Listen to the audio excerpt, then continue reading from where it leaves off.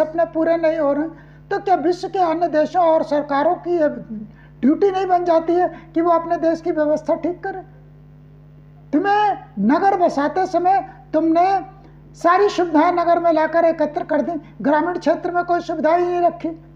आप गांव के लोगों को शहर बुलाकर उनके श्रम का शोषण करते हो। वो जो कमाते हैं वो शहर में ही गवाते हैं, वापस गांव जाने के लिए उनके पास कुछ बचता ही नहीं है। तो आपको अपनी श्रम नीतियों में सुधार करना ही पड़ेगा।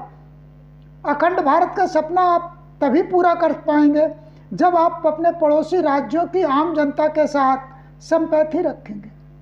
क्या आप चाहते हैं कि जिस तरह से आपने जम्मू कश्मीर का भारत में विलय किया, बिल्कुल लोकतांत्रिक तरीके से, और परमात्मा ने सत्यपाल मलिक को उस तरह की सज़ा भी दी, उनकी मूर्खताओं की सज़ा दी। उनको कोई अधिकार नहीं बनता था कि जब विधानसभा भंग है तो अपनी संस्तुति केंद्र सरकार को भेज देना कि नहीं वो विलय चाहते हैं।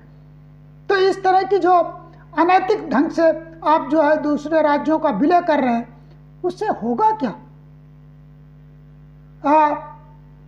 इस अनैतिकता का कारण युद्ध होगा।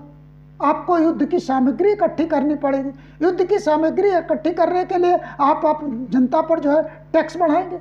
आज चारों तरफ जो है सिर्फ हथियारों की होड़ मची है। आम जनता के खून पसीने की कमाई सिर्फ हथियारों में बर्बाद की जा रही है। जो हथियार पता नहीं कभी यूज होंगे या नहीं यूज होंगे, लेकिन हथियार खरीदे जा रहे हैं। इन हथियारों के खरीद का लाभ किसको मिल रहा है? हथियार खरीदने वाले देशों को।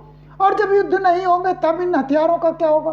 तो यही प्राइवेट कंपनियां जो हथियार बना रहे हैं वो आम जनता के बीच हथियारों को बेचेंगे औने पौने दाम में, फिर अराजकता फैलेगी। जैसे अलीगढ़ में आपने हथियार बनाना शुरू कर दिए प्राइवेट कंपनियों के थ्रू। जब ये हथियार भारत की सेना इस्तेमाल नहीं करेगी, सेना की डिमांड नहीं होगी, तो यही सारे हथियार सड़क पर आपको दिखाई देंगे और देश में अराजकता फैलेगी। तो कहीं पर आपको विचार करना पड़ेगा, आपकी रक्षा नीतियां क्या हैं, श्रम नीतियां क्या हैं, शिक्षा नीतियां क्या हैं?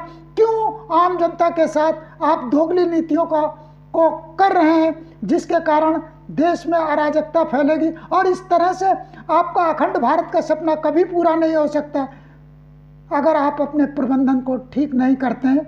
इन्हीं बातों के साथ हम वाणी को विराम देते हैं।